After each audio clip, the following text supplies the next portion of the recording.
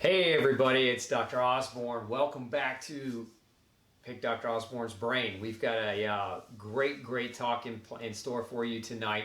Before we get started, you guys know the rules. Feed me so I can feed you. Where are you coming from in the world? Type in where you're tuning in from, and we're going to get started here shortly. Tonight's topic of conversation: tricky thyroid disruptors, the things that very few people are talking about that can disrupt your thyroid, and that's what we're going to be diving into. Remember the drill. If you've got questions, put them in early. I do my best to answer as many as I can, but we don't always have time to get to them all. So put your questions in early. Also, love to know right now as you're watching, how many of you tuning in tonight have a thyroid problem? Just let me know. If you've got a thyroid problem, just type in thyroid problem and let me know. That way I can see how many of you out there are struggling. Again, we'll cater the show to you the best that we can. So get me where you're from, and if you've got a thyroid problem, let me know. We've got several of you already chiming in. We've got Marie back again from Toronto, Canada, and Wendy Nicholson chiming in, and Donna from Katy, Texas, and Allie from snowy Seattle. And let's see here. Wendy's from Georgia. She says, hi, Dr. Osborne. I'm a fan from Georgia. Thank you for speaking tonight. Your book has been amazing for my family. Love that. Thank you so much, Wendy, for sharing. Those of you who don't know about my best-selling book, No Grain, No Pain, make sure you go grab your copy. And you can pick that up at nograinnopainbook.com. We've got a lot of great bonuses if you go through that website to pick up your copy, including a 68-page resource guide on overcoming leaky gut. So if you don't have your copy, go there and pick it up. We've got Marianne chiming in from San Bruno, California, and Jessica from Georgia, and Peru's from Los Angeles, and Doris is chiming in, and SJ from West Texas, Becky chiming in. So lots of you chiming in. We've got Lynn from Australia. We've got Lakita from Lake Kiowa, Texas. So again, keep letting me know. That feeds me. That helps me know how many people we're reaching across the globe. Remember what our mission is here. And if you'll hashtag this for me, I would greatly appreciate it. Save 100 million lives. That's what we're about. We're trying to save lives. We're trying to change the world with power functional medicine. It's a big part of our goal. And you're helping me by sharing. So again, tonight we're talking about tricky thyroid disruptors. Now, some of you have already typed in some questions, and you're already asking questions about the difference between Hashimoto's hypothyroidism and just standard hypothyroidism, and we'll dive a little bit into that tonight. But I really want to talk and focus in on the compounds and the chemicals that can disrupt the thyroid that nobody really knows about, nobody really talks about, but they're critical and they're important, because if you understand the thyroid biochemistry, a lot of you, maybe you've gone on a gluten-free diet, maybe you've attempted some of the diet change and lifestyle change, but you're still struggling to regulate and normalize your thyroid. This list of thyroid hormone disruptors I'm going to talk about tonight may just be where the answer's at for you, so pay close attention. The first disruptor is something called the halides. Now, halides is not one thing. Halides is a group of things. So we've got bromine, which is a halide. We've got chlorine, also a halide. We've got fluoride,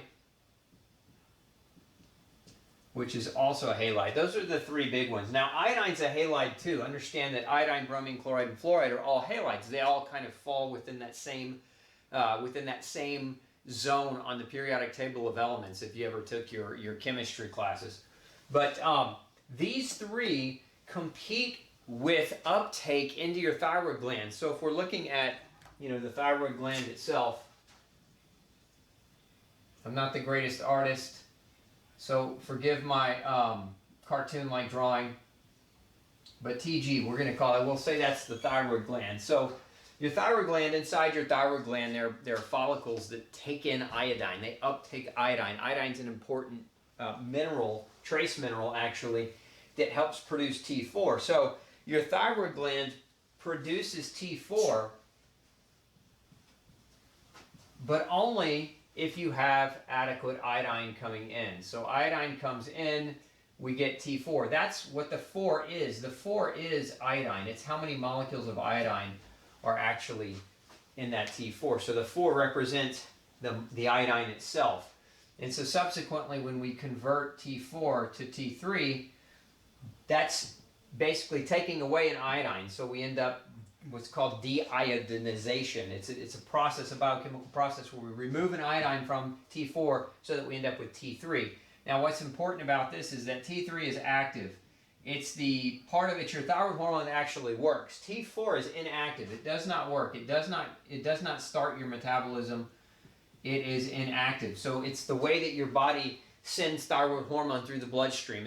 Think of it as an inactive form that floats through the bloodstream until it gets where it's going, and then it gets activated in the tissue that it's going to. So that activation requires a conversion, basically a removal of an iodine molecule from T4 to T3, and that forms the active. So what happens here, again, is if we've got bromine, chlorine, or fluoride, those can compete with absorption into the thyroid gland. They can compete for getting into the thyroid gland, in essence, inhibiting iodine uptake by your thyroid. And if that happens, your body will behave as if it is hypothyroid. Now, this has nothing to do with Hashimoto's. Hashimoto's is an autoimmune process where your immune system, your immune cells are actually attacking different elements of the thyroid gland, and so it inhibits thyroid hormone production. This is strictly biochemistry of the thyroid. So these 3 molecules inhibit iodine uptake into the thyroid, creating a problem with being able to get to T4. So it can block your ability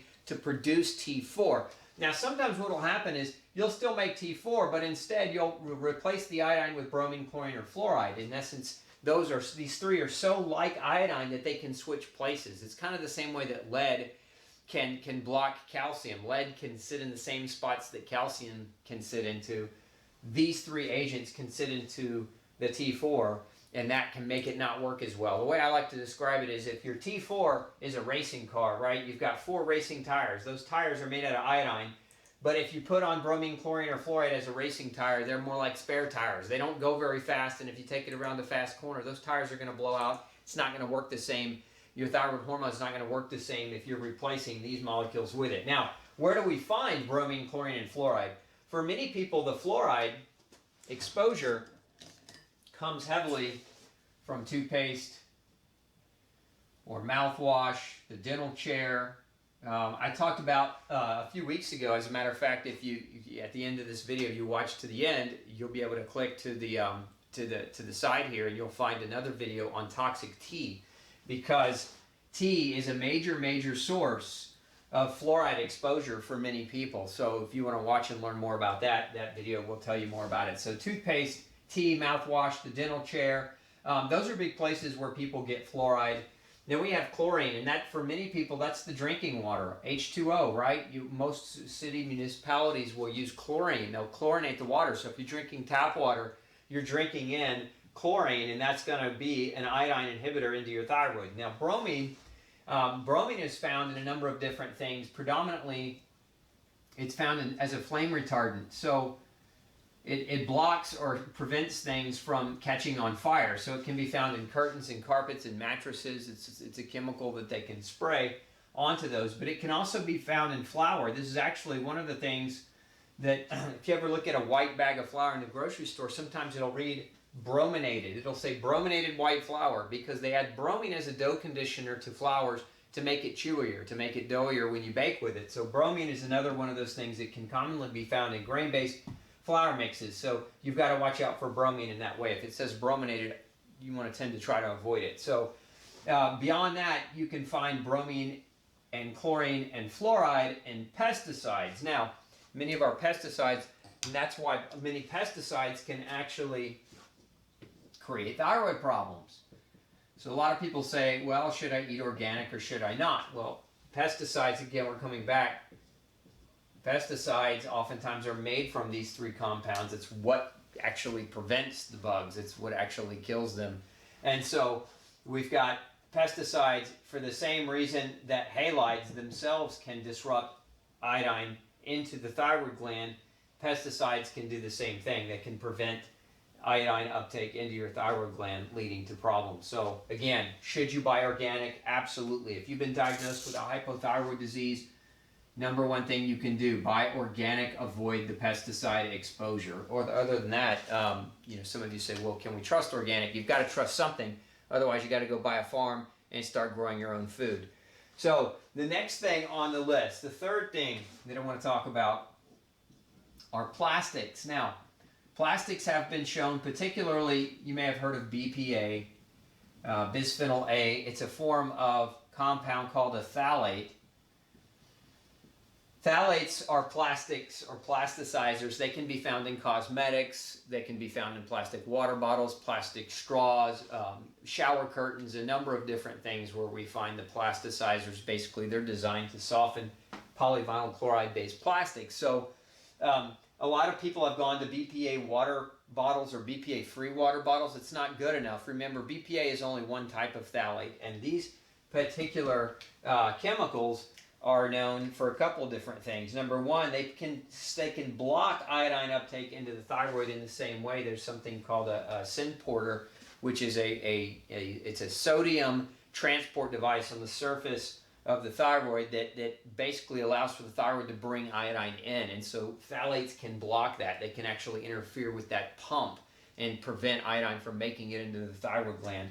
But they've also been shown, phthalates have also been shown to be blockers of the conversion of T4 to T3, and that can be very, very problematic, because if all you have is T4, you don't have T3. Remember, T3 is the active form of thyroid hormone. It's what gets the job done.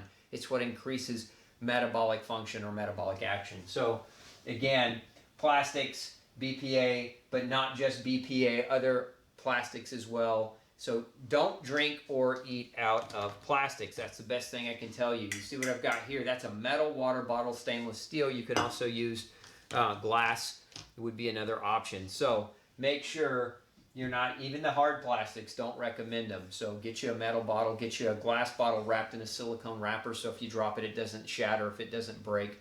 But don't drink out of plastics. Not a good idea. Okay. Next, let's talk about another one. Number 4, nitrates. Now, nitrates are in a lot of things. They're in processed foods. Predominantly, you'll find nitrates in mostly processed meats. And what nitrates do very, very effectively is they can also block T4 to T3. So you don't want nitrates in your diet, and very, very easy to avoid these nitrates. And I'm not talking about dietary nitrates like beets. I'm talking about preservative nitrate chemicals. So again, there are natural nitrates. They're naturally occurring nitrates, but we want to avoid the chemically processed nitrates, because those are the ones that have this action on thyroid inhibition. We also have something called triclosan, which many of you may have heard of. Triclosan is another chemical that's found in, well, it used to be found in hand soaps and shampoos. It's since not used so much, but it's still found, get this is really quite crazy. They don't use it anymore in soaps and shampoos because it's dangerous, but guess what they put it in? They put it in toothpaste, they put it in mouthwash. So like, if we're thinking about what's toxic for the thyroid, look up here. You know, we've got fluoridated toothpaste and mouthwash. We've got triclosan as a compound found in toothpaste and mouthwash. So again, those toothpaste and mouthwash, if you're not buying chemical-free versions, if you're not buying solid versions, you get yourself into some deep trouble with your thyroid. So be very, very careful. Now, the other place we find this is cosmetics. And so you got to watch out for cosmetics as a source of triclosan as well. Check your labels, read your ingredients. That's the important thing. Make sure that you're avoiding this. Now, one of the questions that came in earlier on, I'm going to come up here, we're going to draw a line up here, but we're going to go to 6, and it's mycotoxins. And this is another one.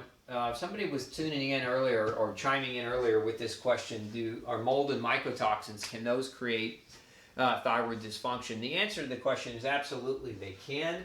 Mycotoxins have been shown, there have been a few studies that show, because of they increase something called oxidative reactions. So they cause oxidative stress. So I'm just going to abbreviate that OS. And that disrupts that disrupts the capacity to properly produce thyroid hormone, and it also disrupts the capacity to convert thyroid hormone from T4 to T3. It also damages the thyroid hormone receptors in the nucleus inside the cell membrane. We didn't draw that up here yet. I can draw that now since it's relevant. But if we look at what T3 does, T3 then enters the cell, and that's the cell nucleus. And so on the surface of the cell nucleus, you have these receptors. These receptors, largely, they're thyroid nuclear receptors, have been shown, it's been shown that oxidative stress will damage those receptors. But what happens next is T3 will bind to these receptors using, it needs vitamin D, but it also needs vitamin A to do this. The name of this receptor, one of the names of these receptors is called the retinoic acid receptor. So retinoic acid is vitamin A. So vitamin A or vitamin D deficiency nutritionally can cause a low thyroid or can prevent T3 from activating the genetic sequence. And why is that important? Because when that happens, is we get an increased metabolic rate. So we get an increase in metabolism.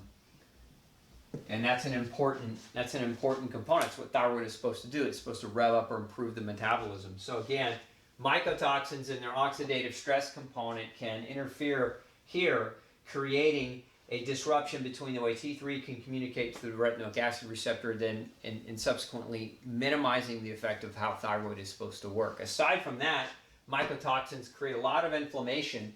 And a lot of inflammation to that degree, a number of studies show that chronic inflammation can disrupt thyroid hormone production.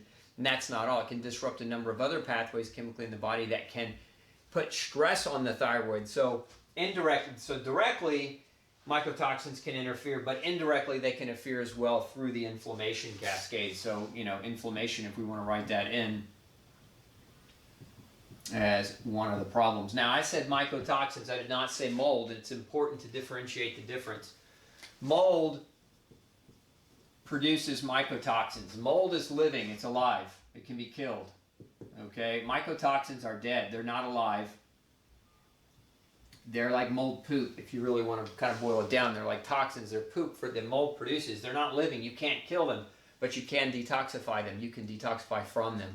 And a lot of times there's testing if mold or wet building syndrome, or if you're in a water damaged building.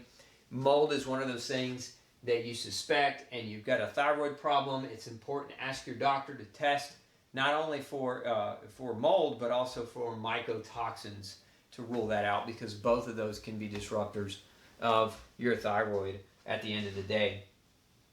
Another thing that we'll do a stop at 7 today. We could keep going, but I want to make sure I answer your questions. There's another substance called the perchlorate. Perchlorates, generally speaking, are chemicals found in the environment, and our environment is widely contaminated by them. They're used in propellants. So this is generally like jet fuel, rocket fuel, fuel propellants basically. So we can get, and what happens is it contaminates the air, it contaminates the water, and perchlorates can be very, very disruptive to thyroid hormone function. So what do we do? So with the chemicals, what do we really do? The kind of common sense things that we can do here, in essence, to avoid these types of problems, if we're saying, okay, now we have these problems, Dr. Osborne, what in the heck do I do about them? So let's talk about what is the solution. Very, very simply put, the solution is read what you put in. So read labels. Read labels to avoid these things, number one. So number two,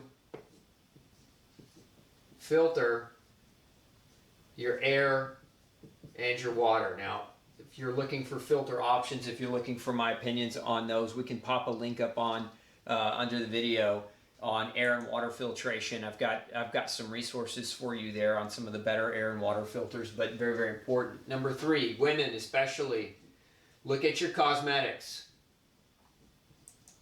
And, make sure that they're free of BPA. Make sure, here, the BPA, which can be found in cosmetics, make sure they don't contain those types of things. Make sure they don't contain triclosan. Again, looking at those labels, calling the manufacturer, and avoiding products that contain those things. And then number four is your food. We want to eat organic. Because if you're not eating organically, you're getting exposure to lots of pesticides, and of course that can be a problem. Now, many of you that live in the city, this is one of the big things you've got to worry about. Maybe you've got a carbon filter on your water, like a lot of you may be using like a carbon water pitcher filter or a refrigerator filter where you have those are carbon filters. Those will not pull out fluoride. A lot of you are drinking that water not realizing that the water is still contaminated with fluoride.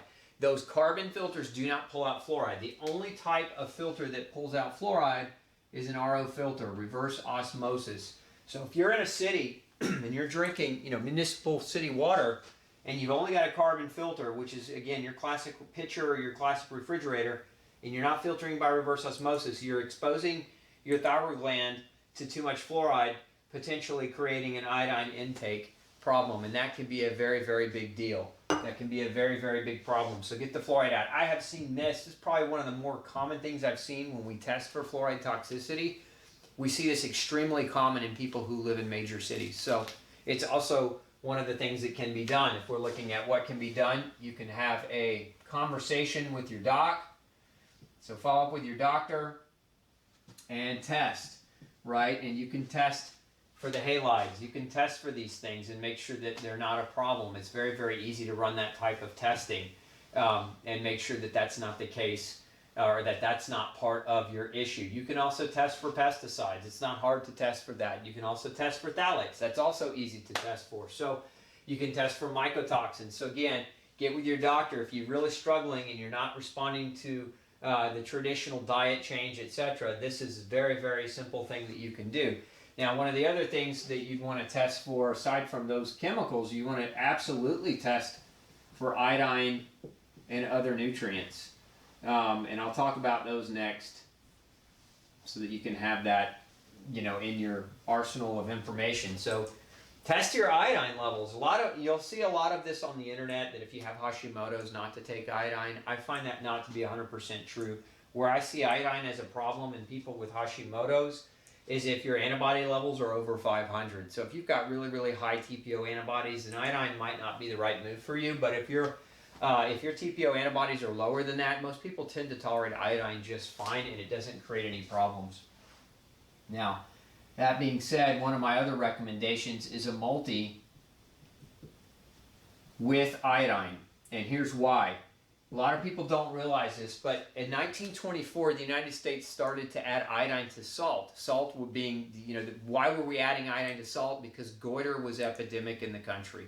If you didn't live near the coast, if you didn't eat things like seaweed, or you didn't eat a lot of seafood from salt water, you weren't getting adequate iodine in the diet because it's not very rich in vegetables. It's not very rich in other animal-based products like milk. So what happens is the country was becoming more and more iodine deficient. Now, at the time in the 1920s, what did we use to stabilize food? In essence, what did we use as a preservative in our food? We used salt.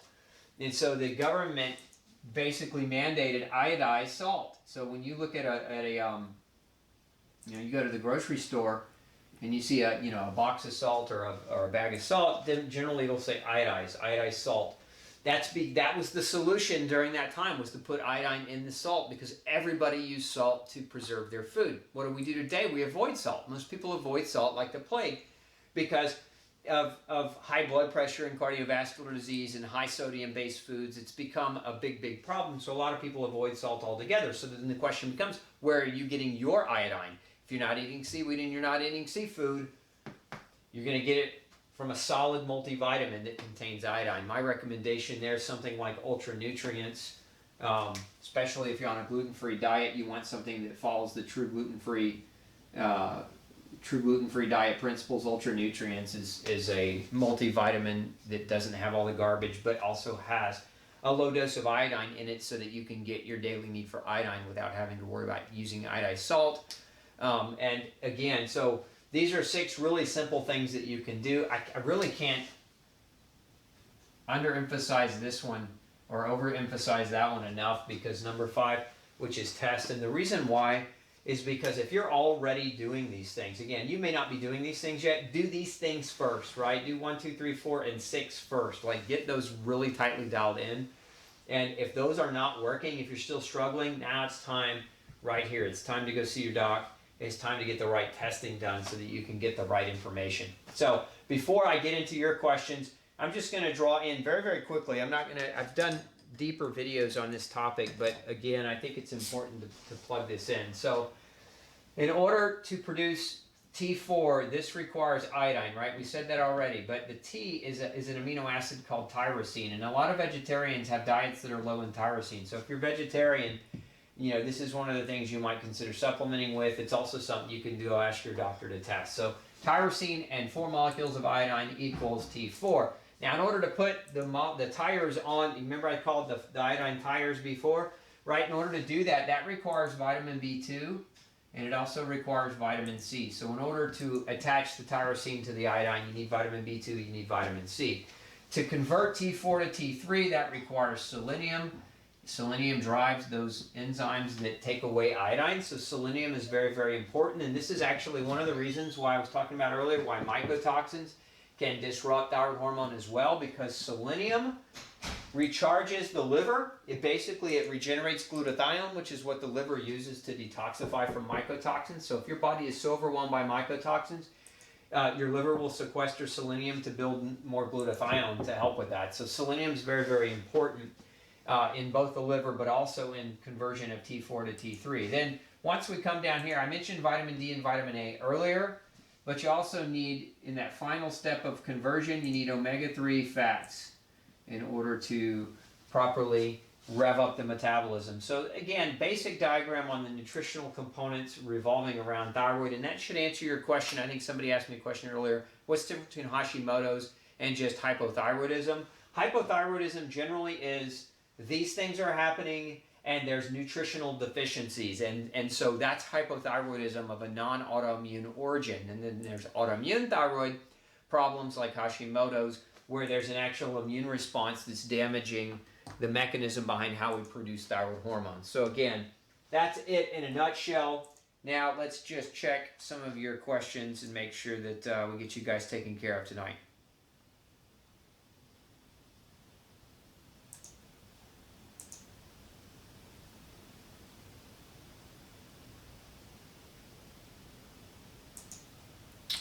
Let's see here. Does the bromine on carpets, upholstery, and drapes eventually wear off? Yeah, it outgasses. Interestingly enough, yes, it will outgas. So, it's one of those things that some people are like, they're moving into a new home. One of the things I recommend, if you're moving into a new home, open up the windows, right? Get a solid HEPA air filter system, because you can pull a lot of this out of the air with solid air filtration. You can get a lot of that out of the air by letting it outgas. Interestingly enough, like some of the paints in the other vapors, they're called VOCs, volatile organic compounds. Remember that mycotoxins look a lot like VOCs. They're very, very similar. So like the paint, if you've ever gone into a house with new paint on the walls, those are VOCs that you're most likely breathing in.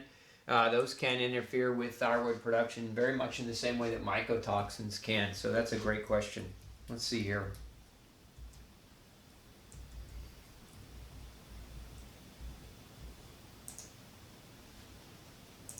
Deborah says, how much selenium? It depends on the person. I mean, so it's very, very dependent on the person. If we're talking about just generic recommendations of how much selenium a person can take without worrying about, too much selenium or selenium toxicity, my advice, again, get with the doctor. But generally speaking, 200 to 400 micrograms of selenium is generally pretty safe, again, for the average person. But my advice is don't just take a bunch of selenium without actually having it tested as well. Does mercury hinder selenium? Yes, it can. If you have amalgams, though, just because you have amalgams doesn't mean that you're mercury toxic. I just want to be very, very clear about that. That can be tested for as well. So many of you worry about that. So hopefully that's helpful. Distillation does not remove the fluoride as effectively as reverse osmosis. So I highly recommend reverse osmosis as an agent to pull out fluoride. Deborah says she gets heart palpitations from iodine. Well, you may not need it. If you get too much iodine, remember, too much iodine can also create a problem. Like you can drive your thyroid too high with too much iodine. So again, this part of why I go back over here. Get tested. Don't guess. A lot of people go around for years guessing and guessing and guessing. There's a lot of moving parts here, and if you're guessing a little here, guessing a little here, guessing a little here, you can guess wrong. And if you guess wrong long enough, you can create some damage. Let's see here.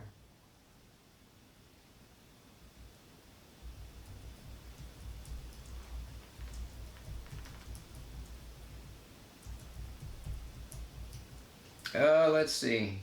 Please explain reverse T3. Okay, Jacqueline is asking me to explain reverse T3. Easy enough to do. Let's hang on just a second, Jacqueline, and I'll explain that for you. So, we stopped at that. So one of the other options here is you convert T4 to T3, but you can also convert T4 to reverse T3, and reverse T3 is inactive. It does not work. It's like it has 1/1000th of the activity of regular T3. Your body uses reverse T3 as a braking system. So like if you have hyperthyroidism, your body will use this as kind of a braking system to kind of minimize and negate the effects of hyperthyroidism. So a lot of times we'll see reverse T3 be really high when your body's trying to convert this way because you've got too much, okay? But the other problem is that if your selenium and iron levels are low, you'll make more reverse T3 as well. So if you have a hypothyroid and a high reverse T3, it generally has to do with the fact that you're either selenium deficient, okay, or you're getting exposure to nitrates and plasticizers that inhibit this enzyme from working, and that's not a selenium deficiency. So again, if you're drinking out of a plastic water bottle, out of plastic straws, etc., you can inhibit this mechanism right here, and that will lead to a higher quantity of reverse T3. So hopefully that answers that question for you. Yeah, somebody's chiming in. Brazil nuts are high in selenium as well. It's a great, Brazil nuts are a great food source for adequate quantities of selenium in the diet. Mushroom, shiitake mushroom, also a good source of selenium. Okay, Lou wants to know, how can you tell if you're getting a detox reaction from iodine or an allergic reaction? It's pretty much a misconception to be allergic to iodine. People aren't generally allergic to iodine. You can have a negative reaction to radioactive iodine, but generally people aren't allergic to iodine per se, because iodine is an essential nutrient. Your body can't live without iodine, and it's virtually impossible to be allergic to something that your body can't do without. Now, you may be allergic to foods that contain iodine. A lot of people have been told they're allergic to iodine when they eat shrimp or they're having a shellfish reaction. Again, those foods can be high in iodine, but it's not quite the same thing. So some people react negatively to iodine because they have a dysfunction or a disruption here, and it's not really an allergic response. Like somebody chimed in earlier and said that when they took iodine, they got heart palpitations. It's because it revved up their thyroid too much, and that can create kind of a misconception of iodine allergy as well. Is acetyl L-carnitine bad for the thyroid? No, it's not bad for the thyroid, but you may not need to take it. So it just depends on whether or not you even need it. Glenda, your doctor's saying to avoid iodine because of thyroid nodules. My advice to you would be ask him to test your iodine, and not in the serum. You want him to do what's called an iodine loading test, where you take a bolus of iodine, so a 50 milligram bolus of iodine, and then collect your urine over a 24-hour period. That's an accurate way to assess iodine deficit.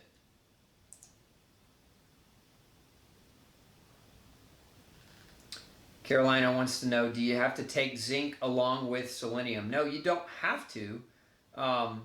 They do have some similar functions and work as side by side in certain chemical responses, but you don't have to take them together.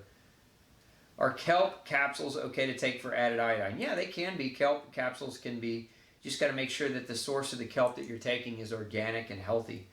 Otherwise, it can have a lot of contaminants in it. If you're exposed to mold at age 30, can you still have mycotoxins at age 50? Theoretically, you can. It's best to get tested, though. Testing as opposed to speculation. Dried seaweed is a good source as well.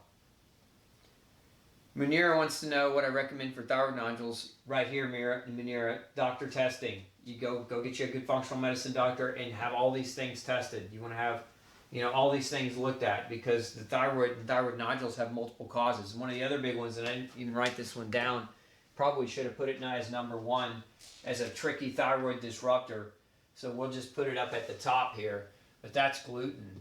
One of the biggest damagers of your thyroid. We'll just make it number 8 since we had 7. So it's gluten. Gluten is a big disruptor of thyroid hormone function, and it's actually one of those that we know triggers an autoimmune response for people. So again, you've got to be real careful. If you, like I said earlier, if you haven't read No Grain No Pain and started to apply it, and you have a thyroid problem, that would be the diet change is one of the first things you can implement. Kind of coming back up here, aside from eating organically, it would be eating in a no grain, no pain lifestyle. And again, that's chapter 7 and 8 of No Grain, No Pain if you want to get more detailed about it.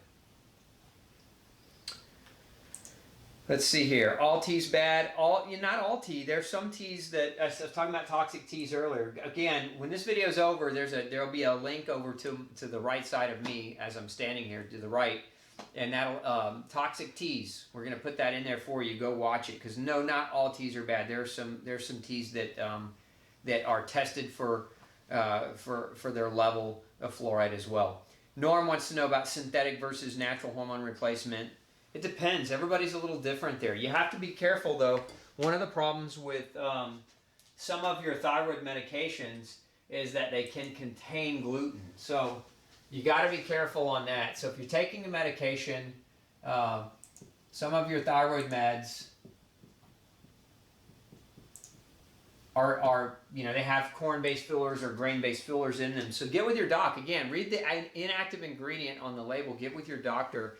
And if you're gluten sensitive and you have a gluten-based component in your thyroid medication, it can be compounded. You just have to get with your doctor and ask them to write a prescription to a compounding pharmacy.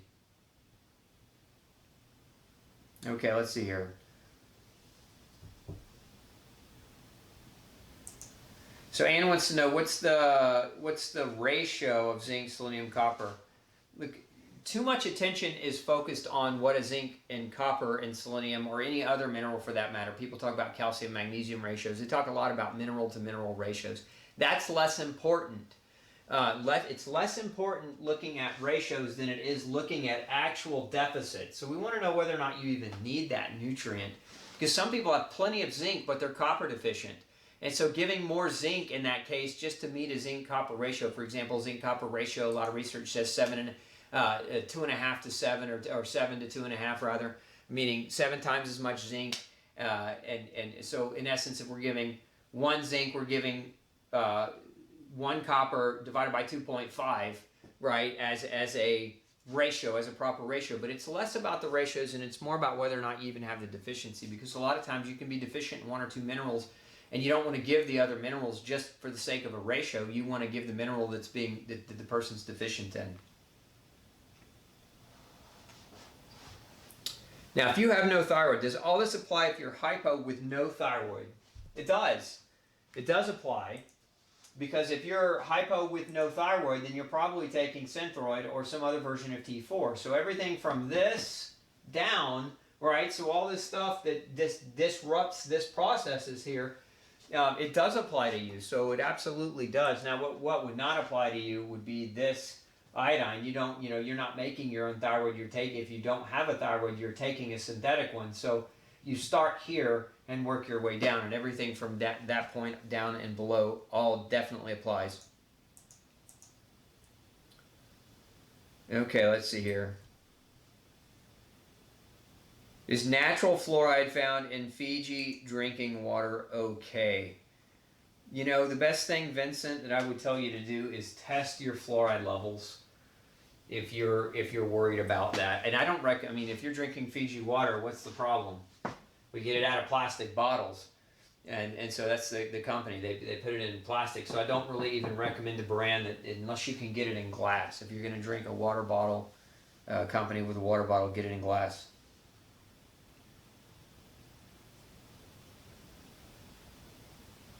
Yeah, somebody's chiming in about mercury fillings, and if you've got mercury fillings and you're worried about potential for mercury interfering with your thyroid, go to a biological dentist or an environmental dentist. Don't have your mercury refillings moved by any dentist. If they're not properly trained, they can cause mercury contamination when they're removing those silver amalgams. They can, if they don't properly dam up your mouth, if they don't properly use ventilation fans, if they don't properly nutritionally prepare you before having those fillings removed, they can get you in a lot of trouble. I've seen people have their mercury fillings removed and get very, very sick and develop mercury toxicity problems. So if you're going to have mercury fillings removed, you need to make sure you're doing it the right way. Just smart to do it that way.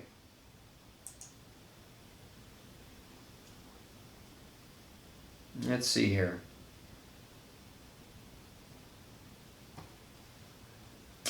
Charlene wants to know why her regular doctor doesn't care that her TPO, her thyroid peroxidase, is above 6,000. Why?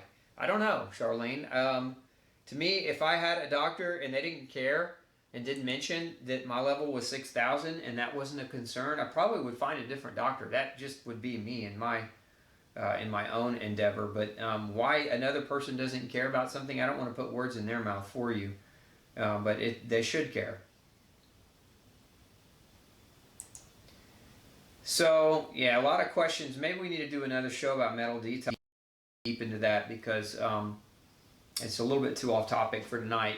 If you'd like to see me do a show about metal detoxification, go ahead and just type in metal detox in the feed right now. And if we get 50 or more people saying metal detox, I'll do a show on metal detox, and we'll do a whole special on detoxification and what to look out for.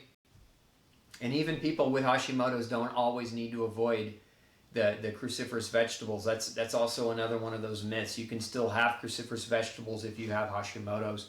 So I would worry less about a list, and I'd worry more about right here, because some people do just fine with goitrogenic vegetables and some do not. Some people are allergic to different foods, and it's the food allergens that they're being exposed to consistently that are creating inflammation that's disruptive to the thyroid and triggering an autoimmune response. So it's less about generic lists and it's more about unique biochemistry.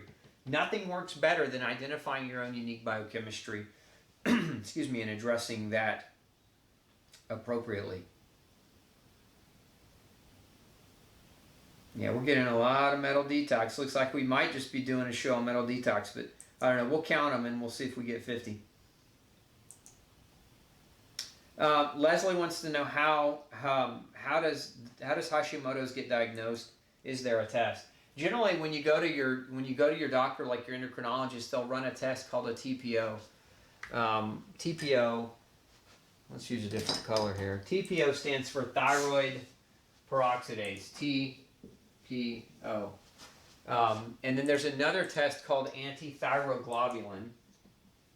Antithyroglobulin.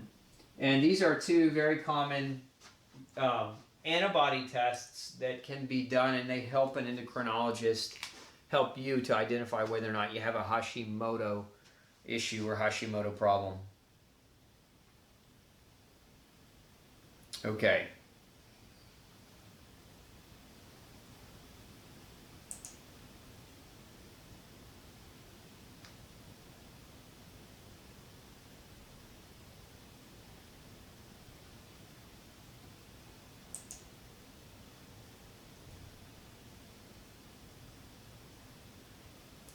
Does essential oils really work for thyroid hormone balance? Chandra wants to know. Chandra, check out our show we did a couple of weeks ago on hormones and essential oils. I actually had a special guest on, Dr. Marisa Snyder was on, and we talked all about how to use essential oils to support your healthy hormone balance. So that show will talk a lot about some different blends, oil blends that you can use that might be very helpful for you.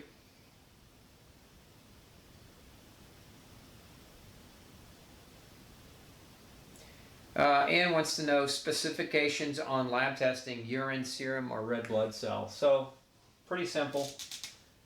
If you're talking about vitamins and minerals, we want intracellular lymphocyte proliferation. That's what we want. Some doctors will run red blood cell. For example, you can run a red blood cell, magnesium, and other nutrients.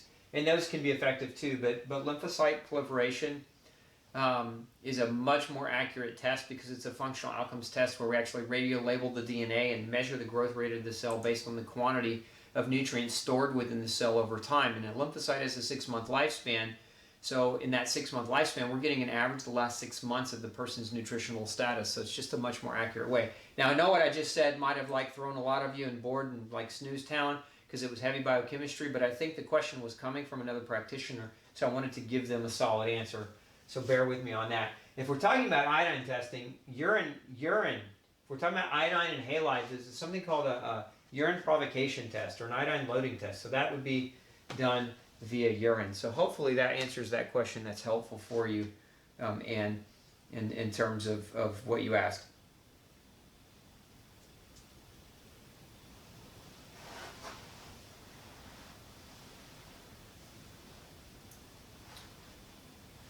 Let's see here. Okay, we're getting requests for Alzheimer's as well. Yeah, we can do a program on Alzheimer's. If you want to see a program on Alzheimer's, it looks like a lot of you chimed in on heavy metal, but if you want to see a program on the brain and brain inflammation, just type in brain inflammation and we'll, again, 50 responses will get you a show. That's kind of our threshold for knowing whether or not we have enough people that are interested in the topic.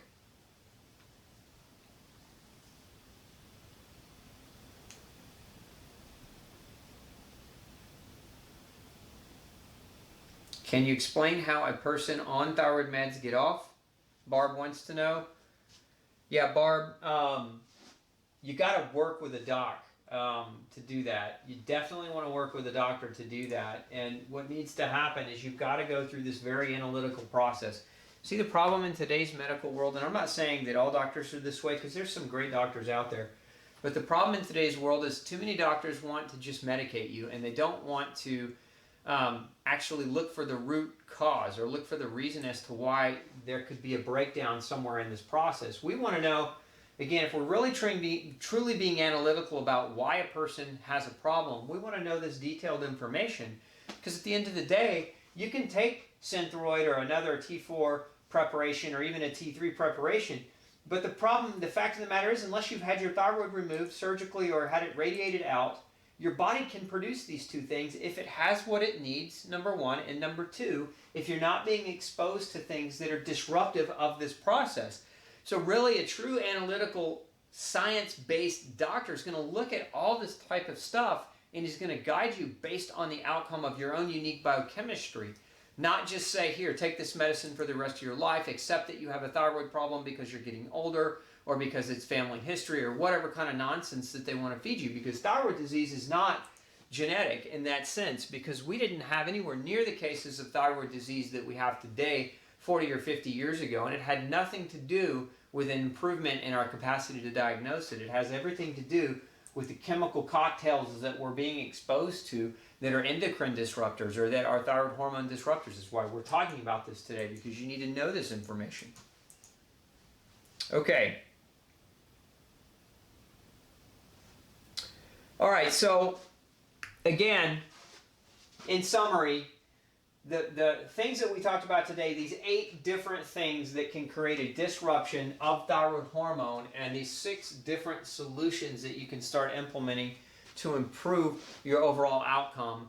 That's the summary of the show. So again, remove the 8, add the 6, or modify your lifestyle to incorporate the 6, and you'll be on a better path to a happier thyroid gland and happier thyroid hormone function. Now, if you've got additional questions we didn't get answered tonight, we're about out of time, make sure you email us. We want your questions. Look, we want to help you. Remember what we're trying to do? Save 100 million lives. And by the way, if I can get as many of you to hashtag this, hashtag save 100 million lives, that helps us reach more people. So please make sure you're putting that into your feeds as well so that we can reach more people with this message. Also, if you're not already subscribed, make sure you go over to glutenfreesociety.org.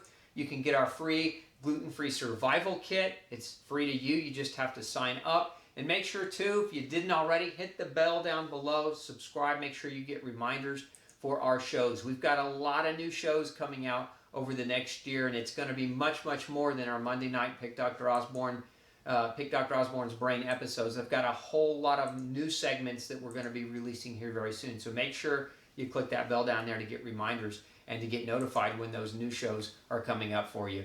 Again, I hope you have a great week, and we'll see you next Monday night for another episode of Pick Dr. Osborne's Brain. Take care.